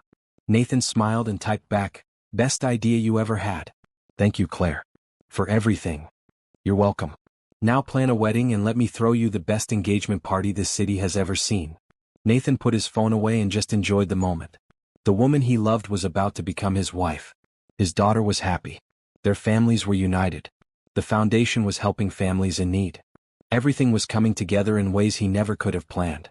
The silver bracelet on his wrist caught the light from passing street lamps. A promise made. A promise kept. And now, a new promise beginning. Forever with Tessa. forever building a life together. Forever proving that love could survive anything, even 20 years in impossible odds. Some promises, Nathan thought as he kissed Tessa's sleeping forehead, are worth waiting a lifetime to keep. The week after Christmas, Nathan and Tessa's engagement was all anyone could talk about. Phone calls and texts poured in from friends, colleagues, and family members. True to her word, Claire began planning an engagement party with the same energy she brought to everything else in her life. "I'm thinking mid-January," Claire said over coffee at Nathan's office. "Give people time to recover from holidays but not so long that the excitement fades. We'll do it at the plaza, invite everyone who matters, make it a night to remember." "Claire, that's too much," Nathan protested. "Nonsense. You're my brother and I set you up with your future wife. I get to celebrate." Tessa, who had joined them, laughed. "I think she's made up her mind, Nathan. We should just say yes." "Smart woman," Claire said approvingly. "This is why I like you, Tessa. You understand that resistance is futile." But it was what Claire said next that truly surprised them. "I need to confess something," she said, her expression growing serious. "I didn't accidentally set you two up. I found Tessa deliberately." Nathan set down his coffee. "What do you mean?" "After Jennifer died, I watched you struggle for 3 years. You were functioning, being a good dad to Ella, running the company. But you weren't living. You were just surviving. So I started thinking about that story you told me once about the girl in the hospital who made you believe in fighting for what matters." "Tessa?" Nathan said softly. "Exactly. I remembered you said her name was Tessa Williams, that she had leukemia at St. Mary's Hospital. So I started digging. I checked with hospital records, worked my board connections, searched social media. It took me 6 months, but I found her. Working at Children's Mercy under her same name, just moved back to the city. I engineered getting on the hospital board where she worked, became her friend over time, never told her about you." "Claire." Tessa's voice was awed. "You did all that?" "I did. And I'm not sorry. You two were meant to be together. 20 years apart didn't change that. Someone just needed to push fate along." Nathan was quiet for a long moment. Then he got up and hugged his sister. "Thank you. For never giving up on me. For finding her." "That's what family does," Claire said, her voice thick with emotion. "Now stop making me cry and help me plan this party." The engagement party took over Nathan's life for the next few weeks. While Claire handled logistics, Nathan and Tessa focused on the guest list. Combining their worlds meant bringing together tech billionaires and nurses, society people, and Tessa's working-class family. It could have been awkward, but somehow it wasn't. "People are people," Tessa said when Nathan worried about the mix. "Your friends are nice. My family is welcoming. It'll be fine." She was right. The night of the party, the plaza ballroom filled with an eclectic mix of guests who all had one thing in common. They loved Nathan and Tessa. Warren gave a toast that had everyone laughing and crying. "I've known Nathan for 10 years. Built a company with him. Watched him fall in love, get married, become a father, and survive the worst loss imaginable. I thought I'd never see him truly happy again." Then Tessa walked back into his life, and it was like watching someone wake up from a long sleep. To Nathan and Tessa, may your love continue to prove that some promises are forever. Rita Williams spoke next, her voice shaking with emotion. "My daughter is my hero. She fought cancer and won. She dedicated her life to helping others. And she never stopped believing that the boy who kept her company on the hardest days of her life would come back. Now they're here together, building a future. It's proof that miracles happen." But it was Ella's speech that made everyone reach for tissues. "I'm 10 years old," Ella began, standing on a chair so everyone could see her. "And I've had 2 moms. My first mom died when I was 7. I missed her so much it hurt. I thought I'd never have a mom again. Then Tessa came. She didn't try to replace my first mom. She just loved me and my dad so much that she made room in our family for happiness again. Tessa teaches me to paint and comes to my soccer games and tells me I'm smart even when I fail tests. She makes my dad smile. And now she's going to be my stepmom for real. I'm the luckiest kid because I get to have 2 moms who love me. Thank you, Tessa, for saying yes to my dad and yes to being my family." There wasn't a dry eye in the room. Tessa climbed onto the chair with Ella and hugged her tightly while people applauded. Later in the evening, as Nathan and Tessa danced to their favorite song, he whispered, "This is perfect. Everyone we love in one room, celebrating us. It really is. Your world and my world becoming our world." "Speaking of which," Nathan said, "have you thought about where we'll live after the wedding? My penthouse, your apartment, or somewhere new?" Tessa was quiet for a moment. "I love my apartment, but it's tiny. And your penthouse is beautiful, but it's yours and Jennifer's. What if we found somewhere that's just ours? Somewhere we choose together. I love that idea. A fresh start for our family. With space for a studio where Ella and I can paint, Tessa added. And a home office for late-night foundation work, Nathan continued. And a big kitchen because I actually like cooking, unlike you. Hey, I make excellent toast. They laughed together, already building their future home in their minds. Across the room, Nathan's parents were talking with Tessa's parents. Robert and Thomas were deep in conversation about fishing, while Helen and Rita were looking at pictures on their phones, probably of grandchildren. Our families are getting along, Tessa observed. Of course they are. We raised good people. The evening continued with dancing, stories, and laughter. Nathan's business associates mingled with Tessa's nursing colleagues. Ella played with Claire's kids while Mrs. Chen watched over them all like a benevolent grandmother. Warren approached Nathan during a quiet moment. Can we talk business for just a second? At my engagement party? Nathan teased. It's important. The board wants to expand the Second Chance Foundation beyond the pilot program. They're proposing a $20 million budget for next year. $20 million, Nathan. We could help hundreds of families. Nathan felt his heart race. That's incredible. Tessa will be thrilled. There's more. They want to name it after her. The Tessa Williams Second Chance Foundation. Recognition for everything she's survived and everything she's building to help others. Warren, that's huge. But we should ask her first. They found Tessa talking with some nurses from her hospital. When Warren explained the proposal, she looked stunned. My name on the foundation? I don't need that. The work is what matters. But your story will inspire people to donate, Warren explained. Families will see that you survived and dedicated your life to helping others. It puts a face to the cause, makes it personal. Tessa looked at Nathan, uncertainty in her eyes. He took her hand. It's your choice, he said. But I think Warren's right. Your story is powerful. If sharing it helps more families, isn't that worth it? Okay, Tessa said slowly. Yes, if it helps, I'll do it. But I want to be involved in every decision.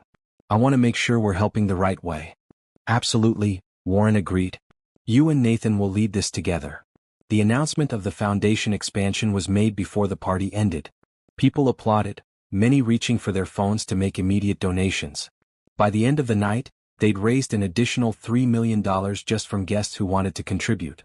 We're going to change lives, Tessa said as they rode home in the car, Ella asleep between them. Really truly change lives. We already are. Timothy's family is thriving. The other 4 pilot families are reporting less stress, better outcomes. This expansion means we can do that for hundreds more. When they arrived home, Nathan carried Ella to her room while Tessa waited in the living room. After tucking his daughter in, he found Tessa standing by the window looking out at the city. Everything okay? He asked, wrapping his arms around her from behind. More than okay. I'm just thinking about how much has changed in 8 months. Last April, I was a single nurse living alone with my cat, wondering if I'd ever find love. Now I'm engaged to the love of my life, helping run a foundation that will save families from the nightmare mine went through, and about to become a stepmom to an incredible kid. It's overwhelming in the best way. We're building something beautiful, Nathan agreed. Something that honors where we've been and celebrates where we're going. They stood together in comfortable silence, watching the city lights twinkle below. 3 months until the wedding, Tessa said. Are you ready? I've been ready since the day you walked into that restaurant. The question is, are you ready to be Mrs. Tessa Pierce? Actually, Tessa said slowly, I was thinking about keeping Williams professionally, for the foundation and the hospital, but using Pierce personally. Best of both worlds. Whatever makes you happy. You could be Tessa Williams Pierce or just Tessa, or Princess Consuela Banana Hammock for all I care. As long as you're mine, the name doesn't matter. Tessa laughed. Did you just quote Friends? Ella's been binge-watching it. It's affecting my references. I love you, Nathan Pierce. I love you too, Tessa Williams, soon-to-be Pierce. The next few weeks were a whirlwind of wedding planning. They chose an outdoor venue, a garden estate just outside the city. April weather could be unpredictable, but they were willing to take the risk for the beauty of spring flowers and green grass. Ella was heavily involved in every decision, insisting on purple flowers because Tessa loved purple when she was in the hospital. They compromised on purple accents with mostly white and pink blooms. The decorations should be bright and happy, Ella declared during a planning meeting with the wedding coordinator. This is a happy wedding. No boring colors. The coordinator wisely agreed with her. For the guest list, they decided to keep it relatively intimate. 150 people, close friends and family only. Children from the hospital where Tessa worked were invited as special guests, along with the families participating in the Foundation pilot program. Those families gave us purpose, Nathan explained to the confused wedding coordinator. They're part of our story. They should be there. As March melted into April and the wedding approached, Nathan found himself increasingly grateful for the journey that had brought him here. The pain of losing Jennifer hadn't disappeared, but it had transformed into something gentler. A bittersweet memory rather than an open wound. One evening, about a week before the wedding, Nathan was working late in his home office when Ella appeared in the doorway. "Can't sleep?" he asked. "I wanted to talk to you about something." She climbed into the chair across from his desk. "Is it okay that I'm excited about the wedding? Is it okay that I'm happy about Tessa becoming my stepmom?" "Of course it is, sweetie. Why would you think it's not okay?" "Because of Mom. My first mom. Sometimes I worry that being happy about Tessa means I'm forgetting her." Nathan came around the desk and knelt in front of his daughter. "Ella, listen to me.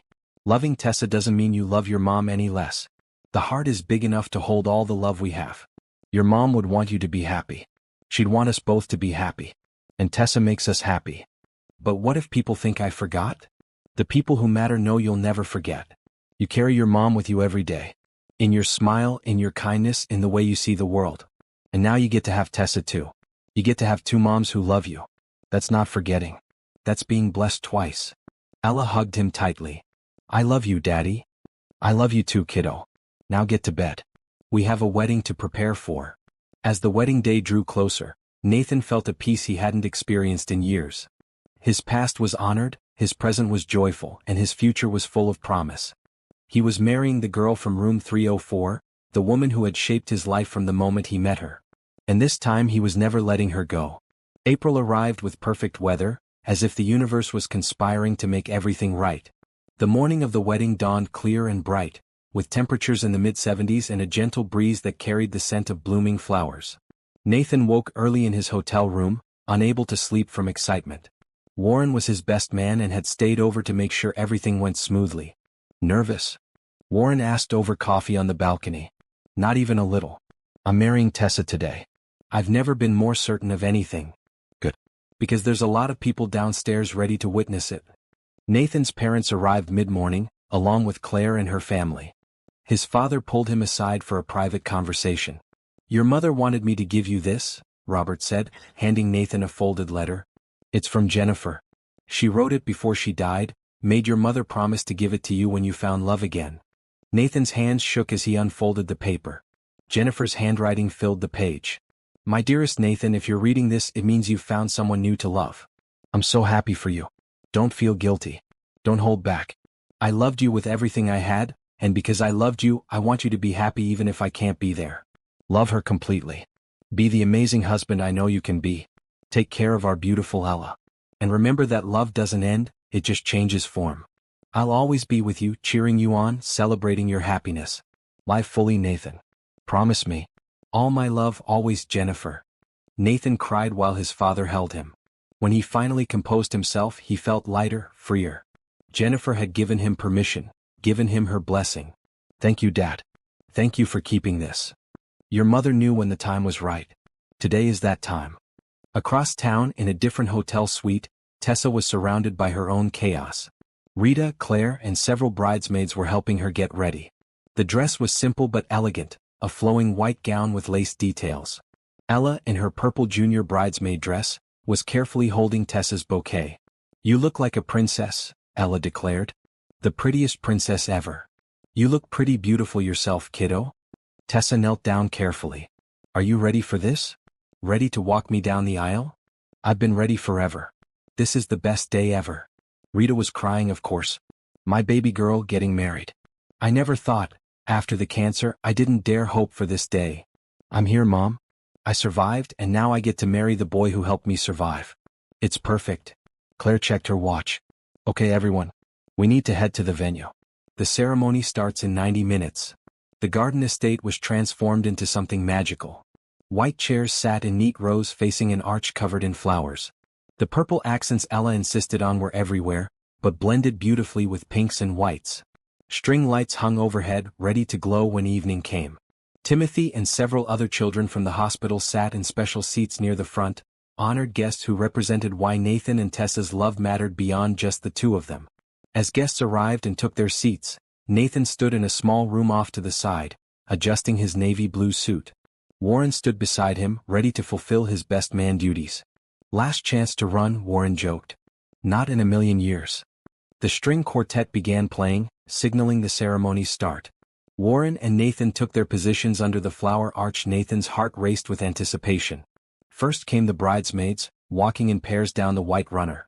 Then Claire as maid of honor, carrying herself with typical grace. The music shifted to the wedding march. Everyone stood and turned toward the entrance. And there was Tessa. But she wasn't alone. True to their plan, Ella walked beside her, one hand holding Tessa's, the other carrying a small bouquet.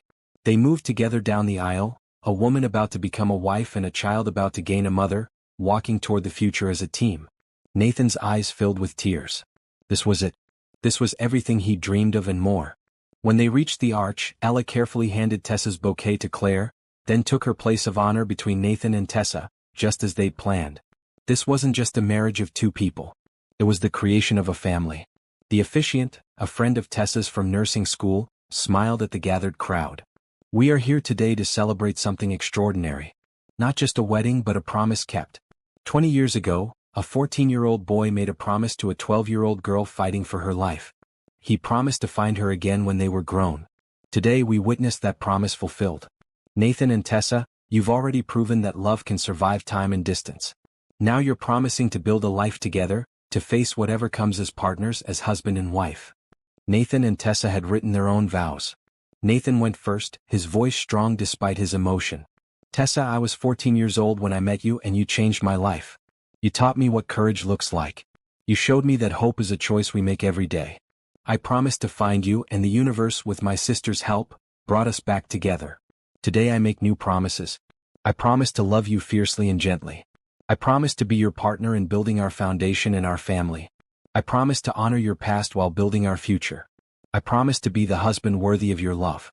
And I promise that this bracelet," he held up his wrist, showing the silver bracelet he'd worn for 20 years, "will stay on my wrist forever as a reminder that some promises are worth keeping for a lifetime."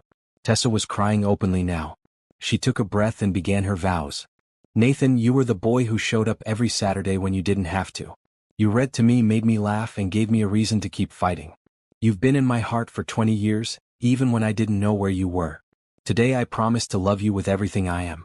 I promise to be a partner to you and a mother to Ella. I promise to honor Jennifer's memory and the love you shared, while building something new with you. I promise to work beside you helping families who are fighting the battles we fought. And I promise that no matter what comes, we'll face it together. Because together we can survive anything." The officiant smiled. "Nathan, do you take Tessa to be your lawfully wedded wife, to have and to hold from this day forward?" "I do. Absolutely I do." "And Tessa, do you take Nathan to be your lawfully wedded husband, to have and to hold from this day forward?" "I do. Forever I do." "Then by the power vested in me, I now pronounce you husband and wife. Nathan, you may kiss your bride." Nathan pulled Tessa close and kissed her as their families and friends erupted in applause. When they broke apart, both were crying and laughing. But they weren't done.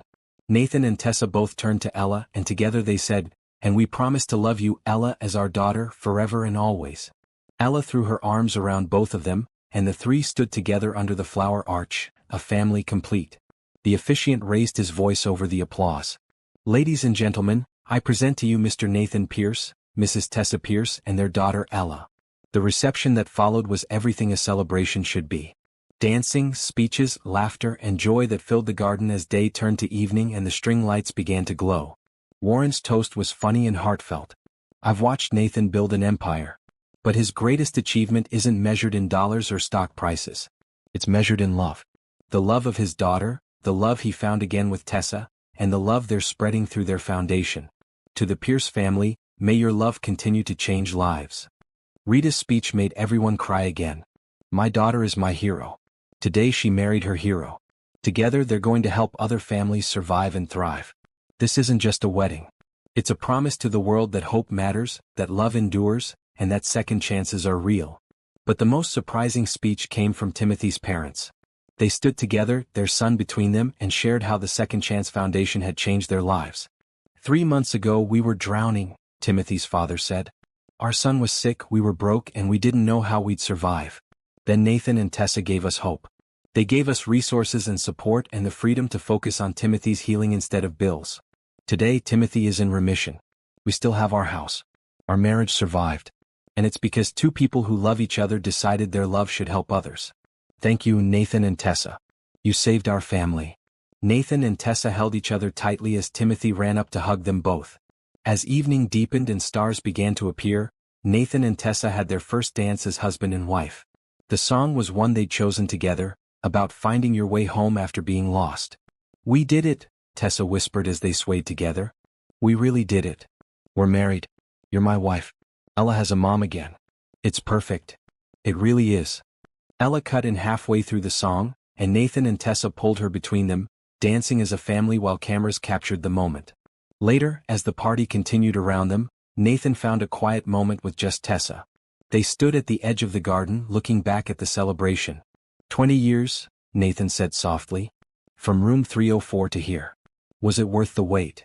Every single second. Tessa touched the silver bracelet on his wrist, then held up her left hand where his grandmother's ring now sat beside her wedding band. You kept your promise. You found me. I'd find you in every lifetime. In every version of reality. You're my person, Tessa. My second chance. My forever. And you're mine. She kissed him softly. Thank you for being the boy who showed up on Saturdays.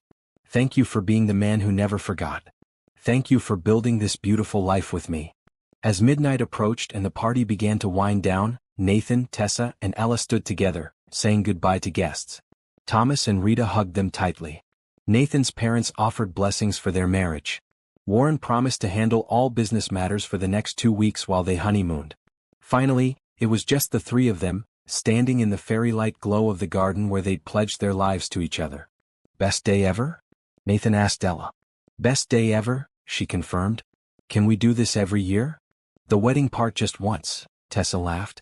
But the being a family part? That's every day forever. They walked to the car together, hand in hand, ready to start their new life as the Pierce family.